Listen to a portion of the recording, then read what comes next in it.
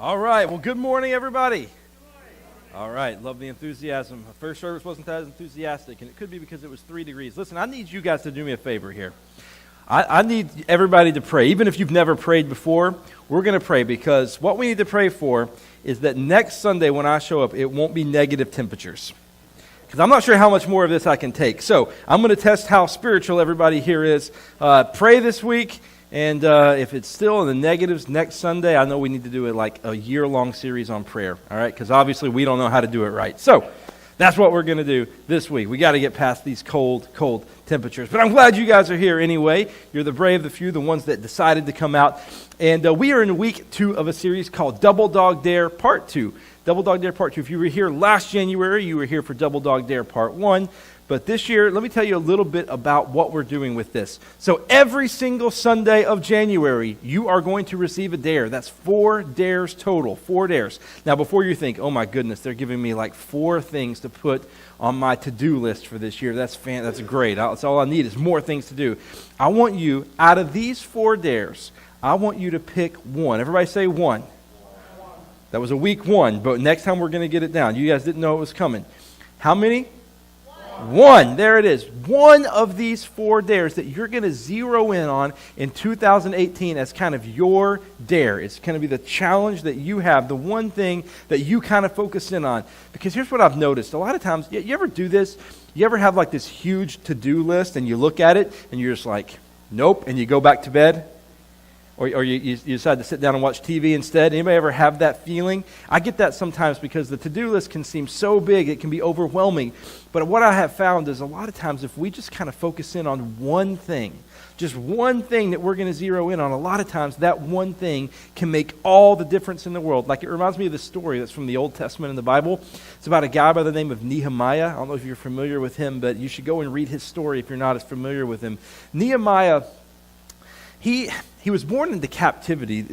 The whole nation of Israel had been conquered years before this, and they had taken all their best and brightest people away, and he had been born into captivity, but he kind of longed for his homeland of Israel, of Jerusalem, and he one day decided, you know what, I've got to do something about this. I had heard stories about what's going on back in Jerusalem, and it's not good stuff. Like everybody's kind of, just coming in and taking whatever they want. They're kind of destroying the city. It's not a good place, not a healthy place to be right now. And so I want to go back and I want to do something about this. I want to take care of this situation. I want to take care of my home city that I've never even been to. And so he sets out on this journey and he gets there and he sees how bad Jerusalem really is.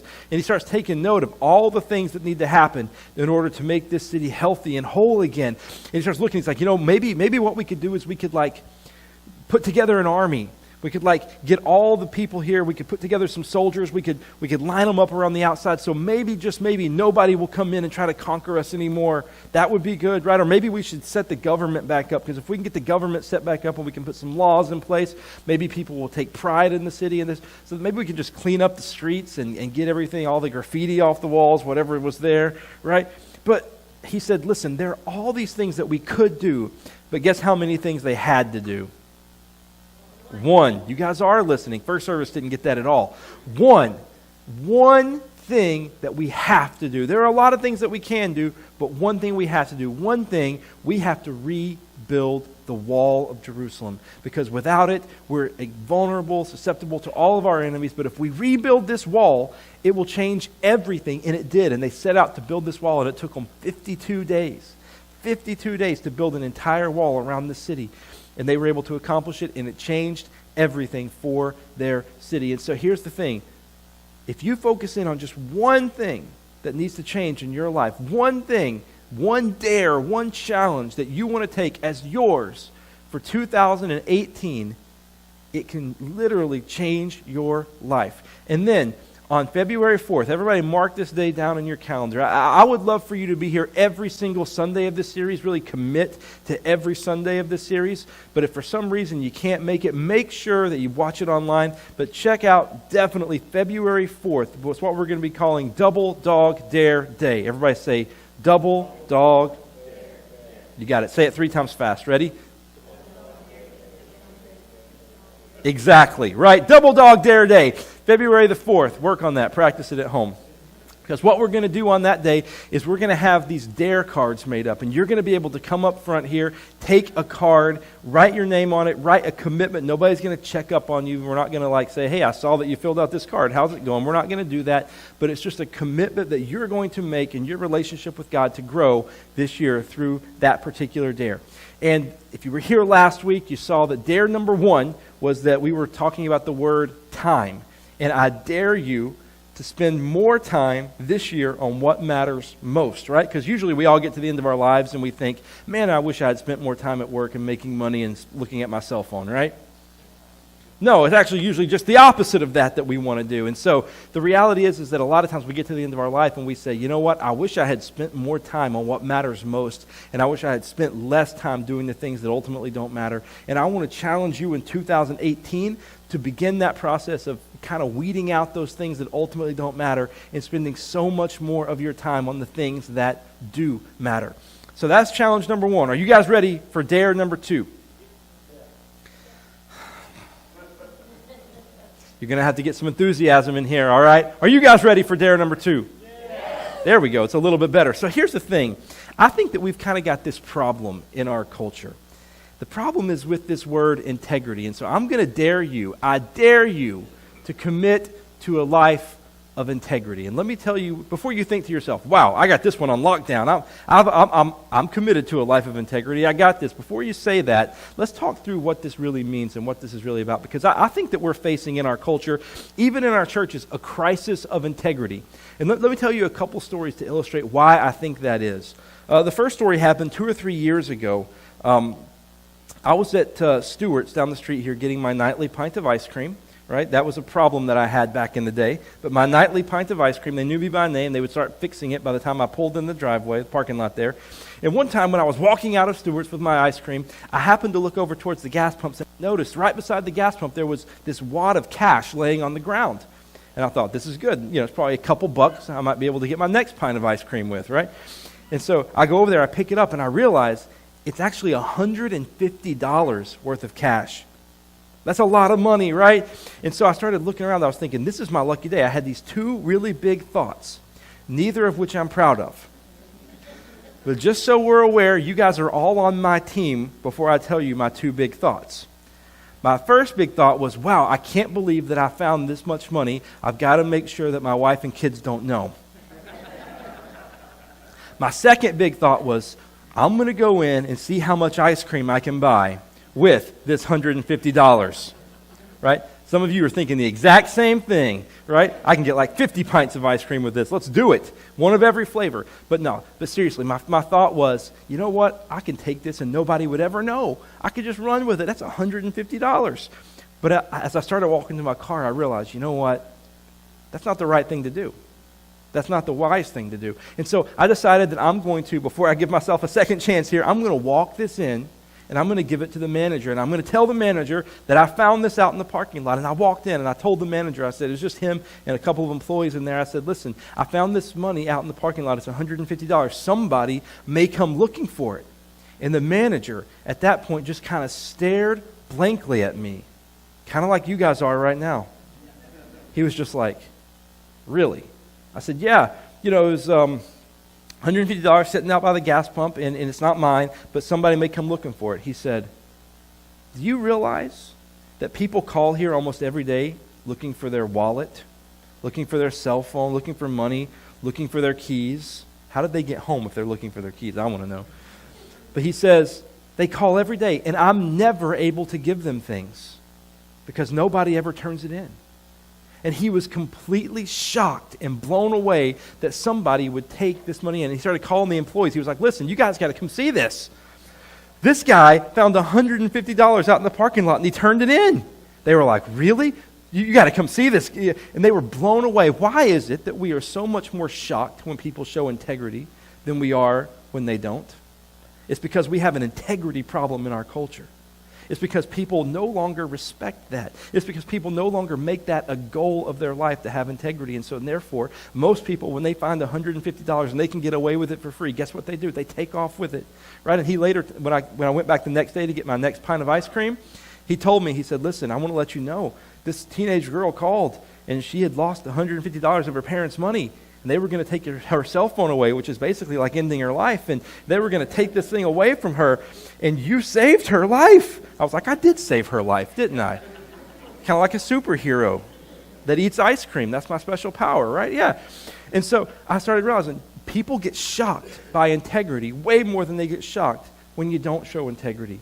And the second story, somebody called me this year, or somebody told me this year at some point, I don't even remember who it was now, they said, listen, I'm having this procedure done, and I was wondering if you could stop by the hospital and just pray. And I was like, yeah, I can do that. Now, I'm not really good at doing that kind of stuff. I'm not the kind of person that you want to come to the hospital when you're sick or about to have a surgery. I never know what to say. I'm like, wow, you look terrible, right? That's pull the plug. I don't know. That's exactly, right? Those are kind of my first thoughts when I get to the hospital. And I'm like, I'm not good at this. And so when I walked in, the person was like, what are you doing here? And that should be your response too when I walk into the hospital. Like, it must be really, really bad if they've got him to show up, right? But they were like, what are you doing here? I said, oh, I'm sorry, I thought you asked me to come. They were like, we did, but we didn't think you would actually do it. And I thought to myself, how is it so shocking when people keep their word in our culture, and people are way less shocked when we don't? It's because we have a pretty severe integrity problem in the culture in which we're living. And before you think I've got my integrity on lockdown, I know exactly who I am, and I am committed to integrity with my life. I just, before you think that, the reality is the reason that we're not shocked anymore is because it's become so commonplace, right? I mean, like, how many of you are baseball fans in the room? Any baseball fans? A few of you? Like, a few years ago, this epidemic kind of started with Major League Baseball, professional baseball players taking performance-enhancing drugs or steroids to get themselves ahead of the game. Now, 15 years ago, when you asked, do you think such and such is doing steroids, everybody would be like, no. I would be completely shocked to learn that person did steroids. But today, there's not a baseball player's name that you could tell me that I would be completely shocked if they did it. Just wouldn't be. Most of them are absolutely clean and doing it the right way. But if you came and said such and such is using steroids, I'd be like, yeah, probably. Because that's how we've conditioned ourselves. We're more shocked when we see people doing the right thing than we are when we see them doing the wrong thing. Or you don't even have to look to sports. Like, look at like local leaders or politicians or world leaders. How many of them actually do what they say they're going to do, right? You get more shocked when somebody does what they say they're going to do than when they don't. Even in the church world, like people that do what I do. Like this week, there was a pastor of a mega church in Tennessee. I don't know if you guys saw this in the news. Pastor of a mega church in Tennessee. This week, he was accused of sexual misconduct, accused of sexual assault when he was a little bit younger. And he actually got up and stood before his congregation this last Sunday and had to admit, yes, I did it. And we don't find that shocking anymore. We just say, yeah, because it's become so commonplace for us to see this lack of integrity happening all around us because we have an integrity problem. And before you think, I've got this thing figured out, it's not me, I'm committed to my integrity and I know who I am, before you think that, I want to ask you guys a question. I want to give you actually a definition of what it means to have integrity. And so I want you to see if you find yourself in this. Integrity is when your behavior matches your belief. Integrity is when your behavior matches your beliefs. In other words, I believe this and I say that this is what I believe. I believe that I'm a Christian. I believe that I'm a follower of Jesus. This is what I say I believe. And guess what? My behavior matches what I say I believe. That's tough. That's hard to always live out. We have an integrity problem. People always don't do this. They say that they believe one thing, they say that they're going to do a certain thing, and then they go and they do the opposite. That's a lack of integrity. Now, integrity has been said that it's what you do when nobody's looking, right? And it's very different than your reputation. Like, your reputation is what other people think of you or other people think you are, but your integrity is what you really are. It's when your public and your private life match up. And some of you this year, if you are being very honest with yourself, you need to take the dare that you need to commit to a life of integrity, to making your belief and your behavior match up. Because if you were very honest right now, you would say they don't always match up. There's this cool verse in Proverbs that says this. Proverbs 11:3. It says, the integrity of the upright, it guides them. But the unfaithful are destroyed by their duplicity. That's a cool word, right? And what that means is they say one thing and they do another. They have two lives, essentially. They have two different thoughts. And Scripture tells us that destroys people. It destroys people. There's this cool story. We don't have time to read it, but it's found in 1 Samuel. You should go and read it at some point. 1 Samuel chapter 12. There's this really cool story where Samuel's kind of coming to the end of his life. And he stands up before his entire village. And he basically says, listen, I've been a prophet, and I'm going to give you guys a free shot here. Anything that I've done wrong to you, any way that I've wronged you, or in any way if you see that I have not been a person of integrity, I want you to tell me. I want you to call me out on it right now. And I want to be able to make things right before I die. The village just sat there. Very, very quiet, kind of like you guys right now. And they were looking around, and then finally somebody said, no, you've always been a person of integrity. You've always done what you said you were going to do. Your beliefs always matched up. You know what I find myself wanting more and more as a pastor? Than to have big churches or anything like that. I find myself more and more wanting to be able to get to the end of my ministry, which I hope is many years from now, the end of my pastoring career, and be able to stand up in front of people and ask that question. If I've wronged any of you, now listen, it doesn't mean you always have to agree with my philosophy on things. It doesn't mean you always have to agree with the way that I did things. You don't have to like all my cat jokes or pizza jokes or ice cream jokes. You don't have to like that I say it's cold every time I come in here just so I can complain about something. But even though we didn't like all that, we believe that your beliefs matched your behavior.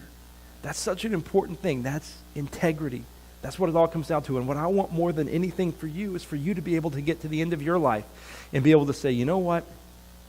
People might not have liked everything that I did, but they can't say that my beliefs and my behavior were very different. That's what it means to have integrity. And some of you this year need to commit to a life of integrity. This guy in the Old Testament named David, you may be familiar with him. He actually wrote this really cool perspective on integrity. If you have your Bible, we're going to be in Psalm 15 in just a second. Kind of open to the middle. It's a big book that looks like Psalms, but it's really Psalms. And we're going to find Psalm 15. And he wrote this later on in his life. Now, David, if you know anything about him, he had some integrity issues throughout his life. Not just little integrity issues, but really, really, really big integrity issues. And so he writes this from a really, really cool perspective. And he begins by asking this question. He's asking God this question. He says this, Lord, who may dwell in your sacred tent? Who may live on your holy mountain? Now, this was something that they understood that we probably don't quite understand. But the sacred tent thing, that was a tent that was actually in Jerusalem, kind of near the palace. This is where they believed that the presence or the Spirit of God dwelt. This is where God lived. If God had a house, they actually gave him a tent. Right? This is for years later, they would build him this elaborate temple, but this was before that. For many, many centuries, he just had a tent. God was camping all the time while he was on earth. And so he had this tent, and David said, who can live in your presence all the time? And then he's going to answer the question. This is the answer, and it comes back to this word, integrity. The person who can do that is the one whose walk is blameless. That's integrity. Who does what is righteous, integrity. Who speaks the truth from their heart, integrity. Whose tongue utters no slander, integrity. Who does no wrong to a neighbor and casts no slur to others. And just real quick to make sure you understand, that means the things that you say, if you're discouraging and saying mean things to other people. And just so you guys are clear, that counts for like typing mean things to people as well. If you're on social media, Facebook, Twitter, or whatever else the kids are doing these days, and you say mean things to people, you can't be like, you know what, my integrity is intact because I didn't say it. No. That counts, right? It counts. That's integrity. Who despises a vile person but honors those who fear the Lord? Who keeps an oath? I love this. Who keeps an oath even when it hurts? That's integrity. And does not change their mind. Who lends money to the poor without interest? Who does not take a bribe or accept a bribe against the innocent? Whoever does these things will never be shaken, because these are things of integrity. In other words, if you commit to a life of integrity, nothing will shake you. Now, there are probably hundreds or thousands of benefits to living a life of integrity. I want to give you just four real quick ones that we kind of just read about. Number one, if you live a life of integrity, guess what? You get to walk closely with God. You get to walk closely with God. And I'm going to tell you something that may be difficult to hear, but if you do not live a life of integrity, it is nearly impossible to walk closely with God. If your belief and your behavior do not match up, you ever get to that place where you're just like, I just don't feel God speaking to me. I don't feel like he's close to me. It could be because your belief and your behavior don't match up. and you're not living a life of integrity. I kind of think of it like this. I'm getting really close to these teenage years with our kids. We're just a couple years away now. It's kind of crazy to think about. And I have seen other teenagers, not from any of your teenagers, but teenagers from other churches who kind of get this attitude sometimes. I don't know if you guys have ever seen a teenager like that. You know, they turn 13, 14, 15, 16, 29, and then they kind of have this breakdown where they say, you know what? I know that you've taught me all of these values, all of our family values, all of these spiritual values, but you know what? I'm just going to do what I want to do when I want to do it. You guys ever seen a teenager that way from other churches? No, but I hear about them, right? People play them on TV, but I started realizing, even though when that happens, you don't stop loving them, you have to kind of try to love them more, and you don't stop wanting to be around them, but do you think that those kind of attitudes, do you think it affects the intimacy of the relationship? It definitely does, and I've seen it happen over and over again, and it's the same thing in our relationship with God. It's like our intimacy with Him gets affected because we don't walk close with Him, because we don't let our beliefs and our behaviors line up. And so the first benefit to having integrity or committing to integrity is that you can actually walk closely with God. Second benefit is this, is that you have kind of like a built-in guide. It's kind of like a GPS. How many of you have ever seen the TV show called The Office?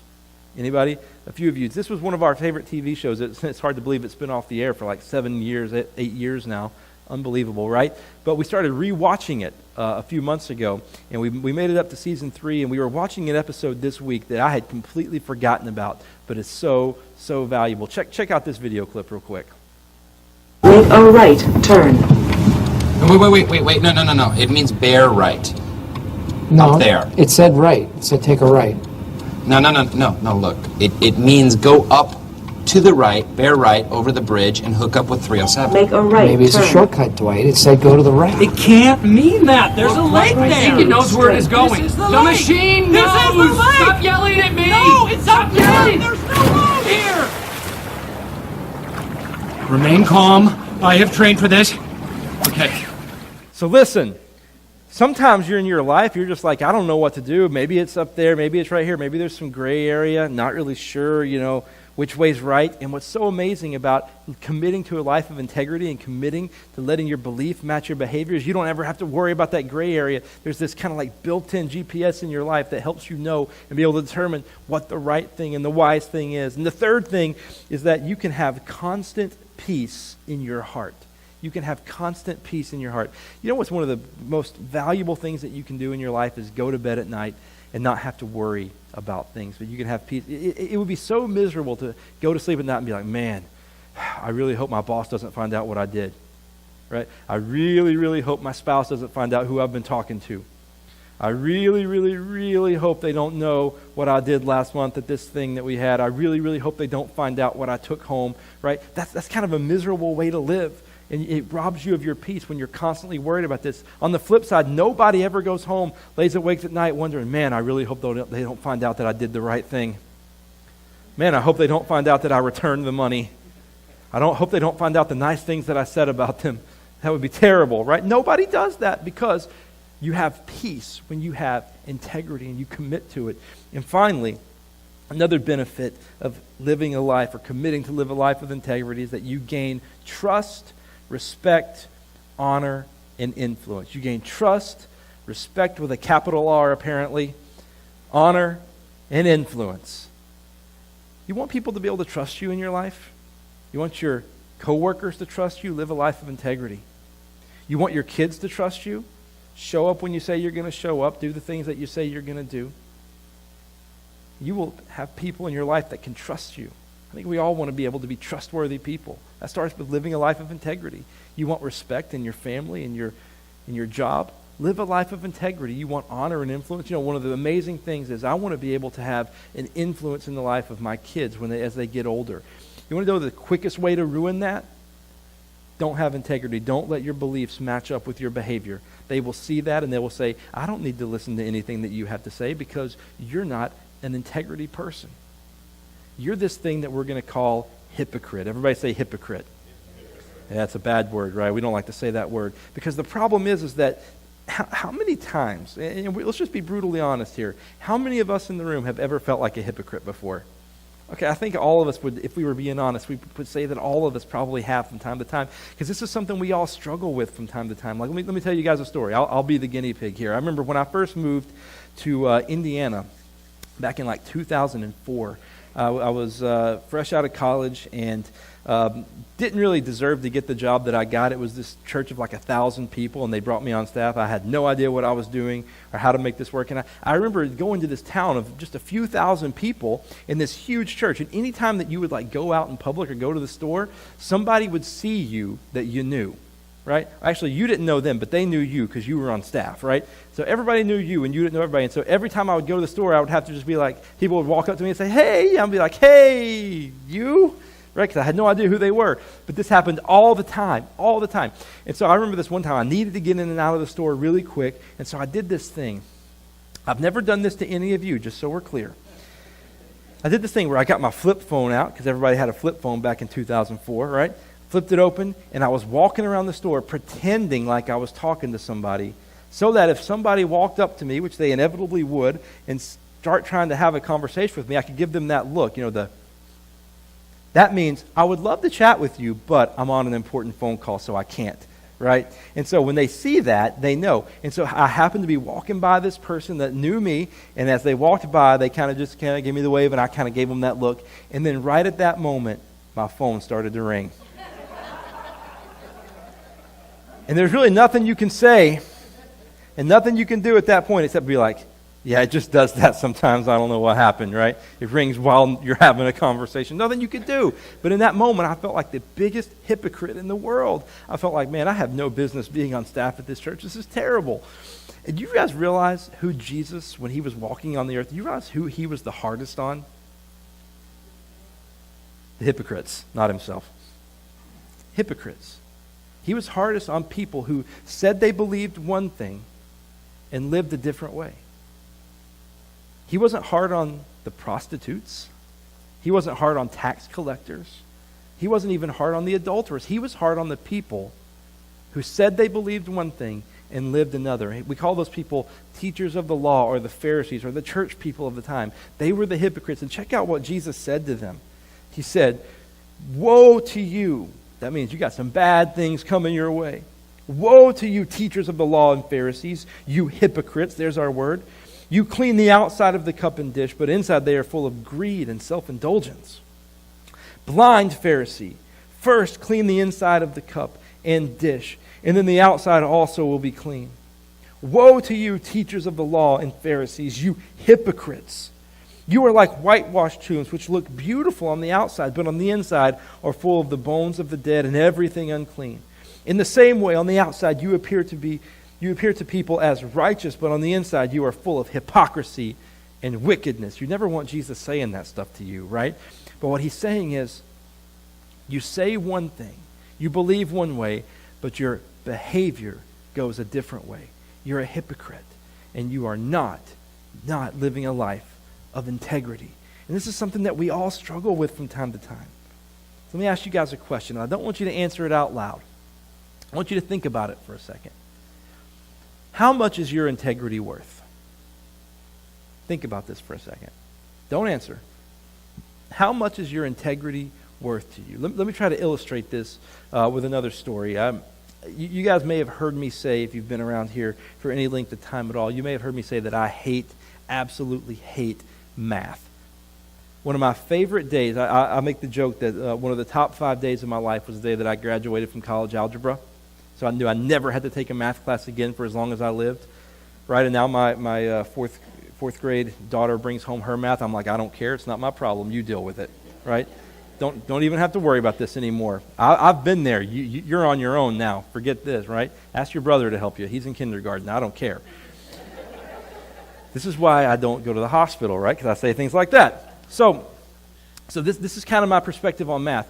Now, I want to tell you guys a story. One time, when I was a freshman in college, my very first year, I took college algebra. And I was not doing very well in the class. Matter of fact, I was probably the worst one at the class. And I came to the final exam, and I needed to get like a really good grade on this final exam to be able to pass the class, or else I was going to fail and have to retake college algebra, which would be like the absolute worst thing that I could ever have to do, right? I mean, terrible, terrible, terrible. And so I'm sitting there and I'm looking at this test, and it might as well be in another language. I have no clue what's going on. There's no way I'm going to pass this, and I'm just kind of sitting there just looking like, okay, it's done. And I happened to glance over. The smart kid in the class was sitting beside me. And I happened to look over, and he's kind of already got the whole page done, and his answers are just kind of right out there. And he's just kind of sitting back like, I got this. And I was faced with this huge dilemma. Do I cheat on math, or do I cheat on my integrity? Do I fail the integrity test, or do I fail the math test and have to take it all over again? And there was this huge, huge dilemma in my life. And so some of you this year, you need to take this as the dare that you're going to take for 2018. You guys want to know what happened? First service, when I moved away from that subject, they were like, what? No, you got to tell us. I'll tell you exactly what happened. I failed the math test. I failed the math test, and it's the only class that I ever failed all the way through high school or college. I failed the math test, and I had to retake college algebra, most brutal 2 semesters of my life, but I did not fail the integrity test. And again, that's one of the more shocking things that people can hear, is that somebody actually had the integrity to do that. So my integrity was worth more than retaking college algebra. What is your integrity worth? Is it worth more than the stuff you've been taking from work? Is it worth more than the lies you've been telling to your spouse, to your friends? Is it worth more than the things that you've been doing that don't match your beliefs? What's your integrity worth? There was this guy in the Old Testament named Job, and lived a very, very interesting life. And one day, God and Satan began having this conversation. You need to go and read the book of Job. It's so fascinating. And Satan was like, listen, God, you know the only reason that they like you is because you're good to them. Right? If you weren't so good to them, they wouldn't like you at all. And God was like, that's not true. They would like me anyway. And it was really, really interesting discourse they have. And finally, Satan got to the point where he said, if there's one person on earth that would like you if you were bad to them, and God said it would be Job. And so one by one, Satan begins stripping Job of everything that he has in his life, his family, his money, all of his stuff. He eventually gets to the place where he even strips his wife away from him. His wife says, you need to curse God and die, you big loser. Right? That's kind of the Hebrew translation of it, something like that. Curse God and die because you have done something wrong. And listen to what Job said. He said, far be it from me to say that you're right. Till I die, I will not put away my what? My what? Integrity from me. I hold fast my righteousness or my integrity, and I will not let it go.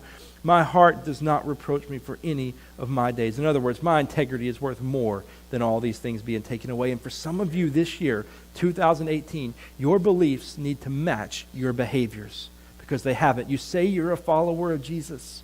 You say you're a Christian, but your behavior does not match your beliefs. And this needs to be the year that everything begins to change for you, and you need to take this there. And don't go to the Bible and start writing down every single rule that was ever in there.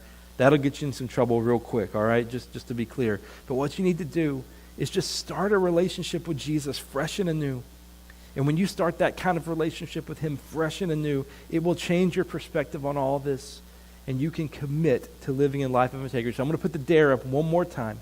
It goes like this. I dare you to commit to a life of integrity, a life where your beliefs match your behavior. And for some of you in the room, that's the dare that you need to take for this year. Let's pray together. God, thank you for the opportunity to be here today, to be able to learn from your word some really cool things about integrity, about what it means to have our behavior match our belief. And God, I pray that we would be people of integrity, that if we would look at ourselves right now and say, you know what, this really isn't me. I struggle in this area. I pray that we would commit in 2018, for those of us who are going to take this dare, that we would commit to this being the year that we surrender this part of our life to let our beliefs match our behaviors. In Jesus' name we pray. Amen. You guys have a great Sunday. We will see you back next week at 9 or 10:30. Have a great day, guys.